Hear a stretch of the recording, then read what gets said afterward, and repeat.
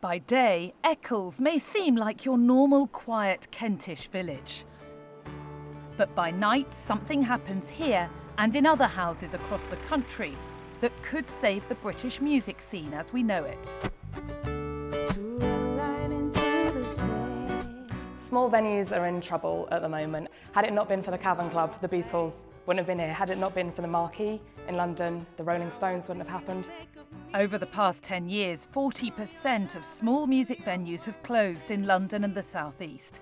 And with gentrification, rising rents and business rates soaring, the venues left behind are struggling to stay open.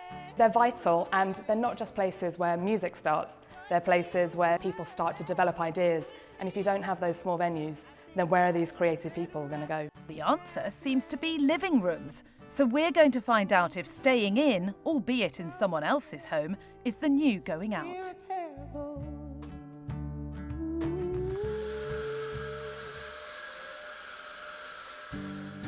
Anna is getting ready for the gig this evening. Not at the O2 or the Wembley Arena, but in her very own home.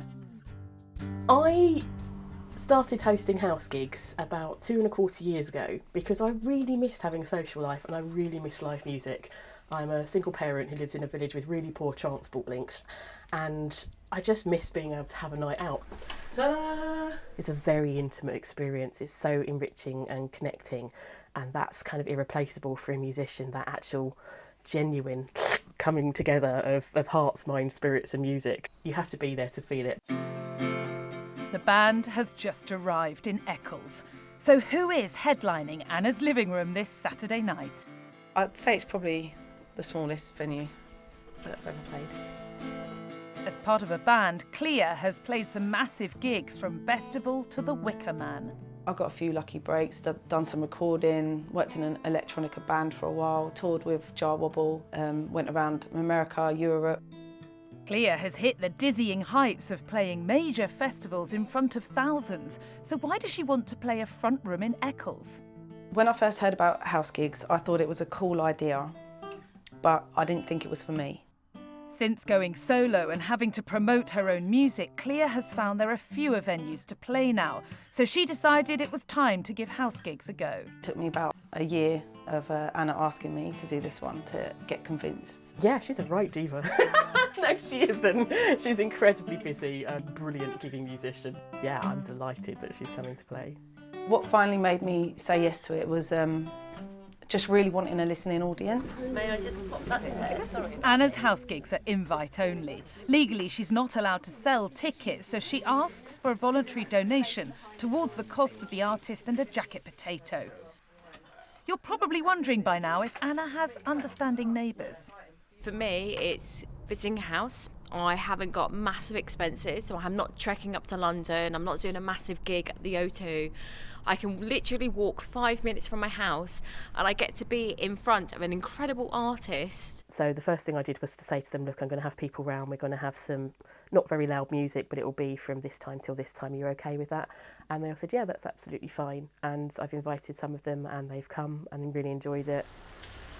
Leonie May Cooper is a writer from the NME and is passionate about small music venues. But with so many of them closing down, she's come to Kent to see if there's a future in even smaller venues. This is not the type of place I would normally go to a gig, no. Normally they're much more kind of venue-shaped and larger sized. This is quite small and quite residential. Oh my God, the enemy are coming to my house gig! I feel very middle-aged actually. It's like, I used to read that when I was 16 and it feels really strange that there's going to be a journalist talking about the future of music and rock and roll in living rooms and I'm essentially their mum.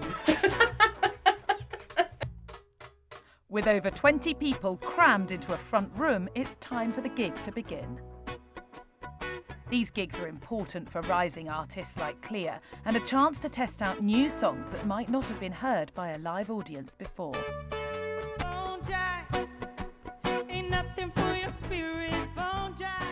Bone Dry is a song from my early 20s. So where does the inspiration for her music come from? I had to take a part-time job in a well-known lap dancing club in London. My role was like a security person. It was was so hard and it was like working nights. I didn't enjoy the job at all. I'd been moaning to my friends and they said, why don't you just write a song about it? So I did, and it came out in like literally 5 seconds. The song was written, and it's just a song about that, and I always dedicate it to people who hate their jobs. With the lack of other places for professionals to perform, is this the future for grassroots gigs? I think it's a great idea that people are having gigs in their own living rooms. If people want to keep live music alive, you have to go to more than 1 or 2 gigs a year. You have to go to gigs at small venues. You have to go to gigs at grassroots venues that are run by local people who love music. Things are being done to stop the closures. There is the Music Venue Trust, who are sort of the English heritage for gig venues. The MVT is a charity set up 3 years ago to combat the closures. So what do they think about the idea of house gigs?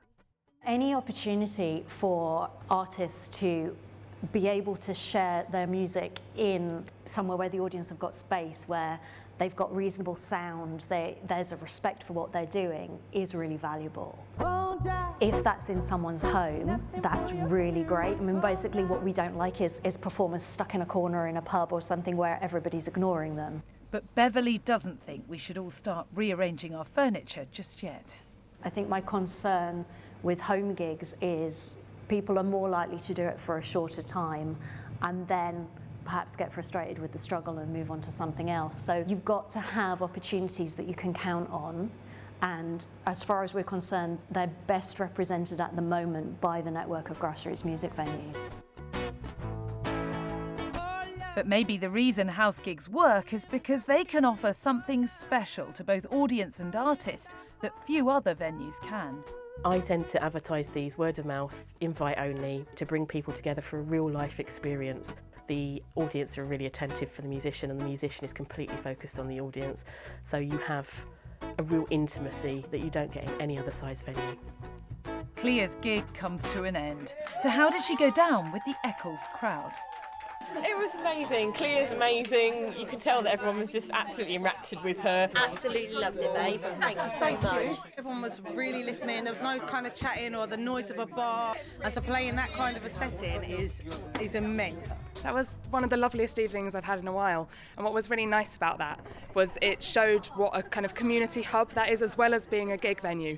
It's a place where people can get together, share ideas, share thoughts, and that's what small venues are all about. What this gig in Eccles shows is that the appetite for a vibrant local music scene is still alive, even if the places to perform are becoming few and far between. Staying in is the new going out, and rock and roll isn't dead, it just comes with a cup of tea and an early night now.